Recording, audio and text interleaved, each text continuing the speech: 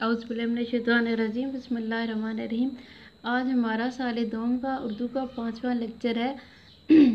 پچھلے ہفتے میں ہم نے اپنے پہلے سبق مناقب عمر بن عبدالعزیز کی پڑھائی مکمل کی تھی۔ سبق کے اختتام پہ میں نے آپ سے سبق کا خلاصہ لکھنے کے لیے اور کچھ اقتباسات کی تشریح لکھنے کے لیے آپ کو دی تھی۔ آج ہم اپنے کتاب کے دوسرے سبق کا آغاز کریں گے، جس کا عنوان ہے تشکیل پاکستان، اور مصنف کا نام ہے میاں بشیر احمد۔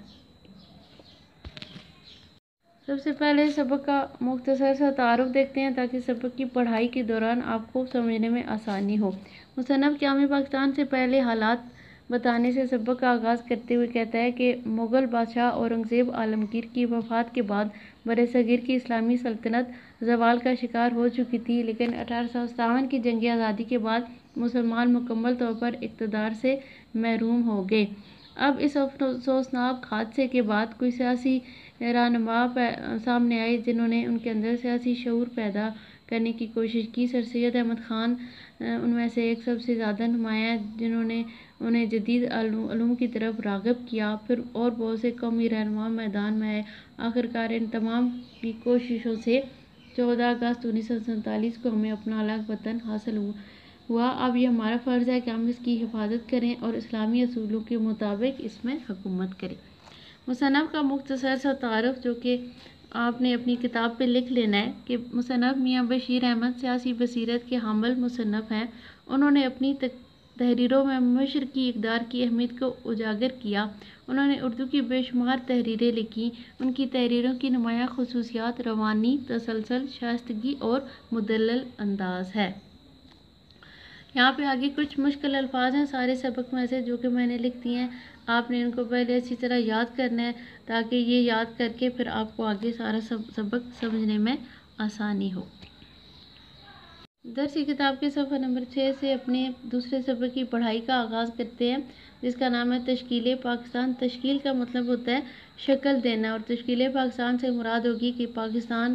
کو کیسے بنایا گیا اور اس کے دوران اس کو بنانے کے لیے کن کن لوگوں نے کس کس انداز میں کوشش کی۔ سبق کے آغاز میں مصنف نے مغل بادشاہ اورنگزیب عالمگیر کا ذکر کرتے ہوئے کہا ہے کہ ان کی وفات کے بعد مغل حکومت زوال کا شکار ہو چکی تھی، اور ان کی وفات کے بعد مسلمان حکومت کی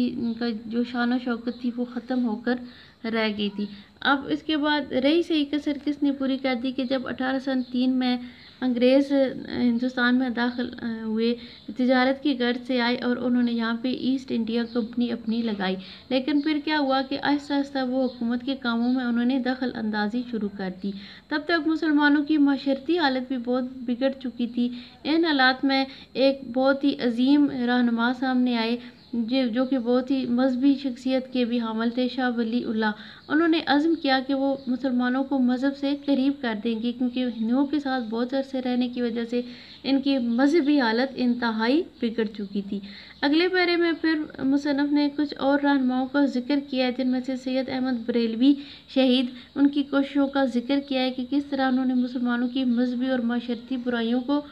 دور کرنے کی بے حد کوشش کی۔ ان کے ساتھ بہت سارے لوگ بھی شامل ہو گئے تھے اور انہوں نے انگریزوں سے نجات حاصل کرنے کے لیے جہاد کا بھی آغاز کیا، مگر انگریزوں نے کیا کیا کہ ان کے ساتھیوں سے ہی ان کے ساتھ غداری کروائی اور وہ بالاکوٹ کے مقام پر شہید ہو گئے، کیونکہ انگریز جہاں پہ بھی جاتے تھے ان کا یہ ایک رول ہوتا تھا کہ ڈیوائڈ اینڈ رول، یعنی لوگوں کو تقسیم کرو، ان کے اندر پھوٹ ڈالو اور اس کے بعد ان کے اوپر حکومت کرو۔ چنانچہ سید احمد شہید بھی اپنوں کی غداری کی وجہ سے بالاکوٹ کے مقام پہ مارے گئے۔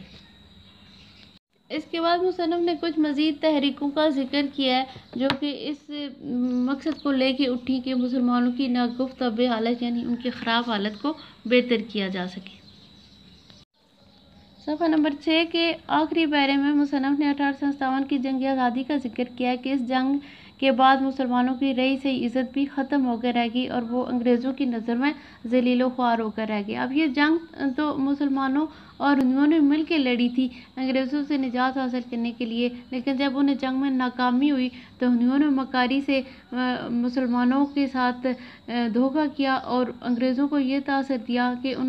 وہ تو یہ جنگ چاہتے ہی نہیں تھے، بلکہ مسلمانوں کے اکسانے پر وہ انگریزوں کے خلاف ہو گئے۔ اب یہ کیا ہوا کہ انہوں نے ساری ذمہ داری مسلمانوں پر ڈال دی اور انگریزوں سے اور انگریزوں کو مسلمانوں سے متنفر کر دیا، چنانچہ انگریزوں نے مسلمانوں کو اپنے عطاب کا نشانہ بنانا شروع کر دیا۔ ان حالات میں سر سید احمد خان آگے بڑھے، انہوں نے مسلمانوں کی رہنمائی کی۔ ان کے بارے میں علامہ اقبال نے کیا خوب کہا ہے کہ نگاہ بلند جاں پرسوز، سخن دل نواز، یہی ہے رخت سفر میرے کارواں کے لیے۔ صفحہ نمبر 7 پر کے پہلے پیرے میں مصنف نے سر سید احمد خان کی ان کوششوں کا ذکر کیا ہے جو کہ انہوں نے مسلمانوں کو ان کا کھویا ہوا مقام دلانے کی خاطر کی۔ وہ کہتے تھے کہ مسلمانوں اور ہندوؤں کا بطور ایک قوم چلنا محال ہے، لہٰذا ان کو ایک الگ وطن دیا جائے، اور اپنے انتقال سے پہلے وہ مسلمانوں میں سیاسی شعور بیدار کر چکے تھے۔ اس کے بعد ان کے کچھ مزید رفقا ہیں جنہوں نے ان کام کو آگے بڑھایا، جنہیں اردو ادب کے ارکان خمسہ بھی کہتے ہیں، اور انہوں نے اپنے میدان میں سر سید احمد خان کی تحریک کے مطابق اپنے میدان میں انہوں نے کام کیا اور گویا تحریک پاکستان کو بھی ایک طرح سے آگے بڑھایا۔ سر سید احمد خان اگلے 1-2 پیروں میں سر سید احمد خان کے ان رفقات کی کوششوں کا ذکر ہے جو کہ انہوں نے اپنے میدان میں کی، اور انہوں نے ایک طرح سے سر سید احمد خان کے کام کو آگے بڑھایا۔ اس کے بعد صفحہ نمبر 8 پہ علامہ اقبال کی کوششوں کا ذکر ہے کہ علامہ اقبال نے مسلمانوں میں جب وہ آئے تو انہوں نے مسلمانوں کی حالت دیکھی، برصغیر کے مسلمانوں کی حالت دیکھی کہ وہ کیسے خواب غفلت میں ڈوبے ہوئے ہیں، کیسے احساس کمتری کا شکار ہے، تو انہوں نے اپنی شاعری کے ذریعے ان کو بیدار کیا۔ انہوں نے سب سے پہلے مسلمان میں خودی کا شعور بیدار کیا اور ان کو ہمت اور امید کا درس دیا، اور انہوں نے بہت ہی زیادہ ولولہ انگیز شاعری کی، مسلمانوں کے اندر جوش پیدا کیا، اور انہیں یہ سکھایا، عملاً یہ سکھایا کہ وہ اللہ کے علاوہ کسی اور چیز سے، کسی اور طاقت سے وہ خوف محسوس نہ کرے، مایوسی اور غم پسندی کو چھوڑ کے امید، ہمت اور جرأت کی راہ اختیار کرے۔ چنانچہ علامہ اقبال نے سچے مومن کی تعریف یوں کی، صفحہ نمبر 8 پہ ان کے کچھ اشعار کا حوالہ ہے۔ وہ مومن کی تعریف کرتے ہوئے کہتے ہیں کہ ہر لحظہ ہے مومن کی نئی شان، نئی آن، گفتار میں کردار میں اللہ کی برہان، قہاری و غفاری و قدوسی و جبروت، یہ 4 عناصر ہوں تو بنتا ہے مسلمان، جس سے جگرے لالہ میں ٹھنڈک ہو وہ شبنم، دریاؤں کے دل جس سے دہل جائیں وہ طوفان۔ اس کے بعد انہوں نے مزید آگے ان کے کچھ اشعار کا ذکر ہے جس میں انہوں نے قوم کو یہ کہہ کر جگایا اور یہ کہہ کر اکسایا کہ اگر وہ خود محنت اور کوشش نہیں کریں گے تو انگریز قوم اور ہندو قوم انہیں کچلتے ہوئے آگے نکل جائیں گے۔ ان کا ایک بہت اچھا شعر ہے کہ اپنی دنیا آپ پیدا کر اگر زندوں میں ہے، سر آدم ہے ضمیر کن فکاں ہے زندگی۔ صفحہ نمبر 9 کے پہلے پیرے میں مصنف بتاتا ہے کہ اپنے رہنماؤں کی بات پر مسلمان متحد ہونا شروع ہوئے، کیونکہ ان رہنماؤں نے انہیں درس دیا تھا کہ جب تک وہ متحد نہیں ہوں گے اس وقت تک وہ انگریزوں کی غلامی سے نجات حاصل نہیں کر سکیں گے۔ اور مسلمانوں نے اپنے رہنماؤں کی بات سنتے ہوئے، مانتے ہوئے آہستہ آہستہ متحد ہونا شروع کر دیا، کیونکہ انہیں پتہ تھا کہ ان کے ارادے اس وقت تک پورے نہیں ہو سکتے جب تک کہ وہ متحد نہیں ہوں گے، اس وقت تک انہیں انگریزوں کی غلامی سے نجات نہیں مل سکتی۔ بقول شاعر، ایک ہوں مسلم حرم کی پاسبانی کے لیے، نیل کے ساحل سے لے کر تا بہا کے کاشغر۔ اسی کے دوسرے پیرے میں آگے چل کے مصنف نے انڈین نیشنل کانگریس کے قیام کا ذکر کیا ہے، پھر اسی میں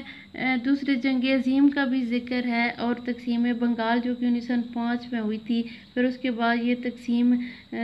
تقسیم بنگال جو منسوخ ہو گئی تھی، اس کے بعد دسمبر 1906 میں مسلم لیگ کا قیام ہوا تھا، اور پھر جنگ بلکان اور طرابلس، یہ ساری چیزیں آپ نے اپنی پاکستان اسٹڈیز میں پڑھی ہوئی ہیں۔ یہاں پہ اگر میں ان کو زیادہ ڈیٹیل کے ساتھ دہراؤں گی تو پھر ویڈیو لیکچر لمبا ہو جائے گا، اس لیے آپ نے اپنی پاک اسٹڈیز کے حوالے سے ان ساری چیزوں کو جہاں ان باتوں کا ذکر ہوا جو کہ آپ نے پاک اسٹڈیز میں پڑھی ہیں ان کو ساتھ آپ نے ڈیٹیل دینا شروع کر دی ہیں۔ پھر اس کے بعد انہوں نے کیا کہ سیلف گورنمنٹ کا مطالبہ جب ہندوستان کے لیے لوگوں نے کیا تو کیا ہوا کہ کانگریس کی طرف ہاتھ بڑھایا مسلمانوں نے، لیکن تب تک انہیں احساس نہیں تھا کہ کانگریس جو ہے وہ صرف اور صرف ہندوؤں کی نمائندہ جماعت ہے، وہ کبھی بھی مسلمانوں کے حقوق دلوانے کے لیے کوشش نہیں کریں گی۔ تو یہاں تک صفحہ نمبر 9 تک ہماری پڑھائی آج مکمل ہوئی۔ اس کے بعد کل ہم اگلا سبق، یہ سبق کل ہم مکمل کریں گے اور اس کے ساتھ اس کا خلاصہ لکھیں گے اور باقی جو کام کریں۔ آج کے لیے اتنا ہی، اجازت دیں، دعاؤں میں یاد رکھیے گا۔ اللہ حافظ۔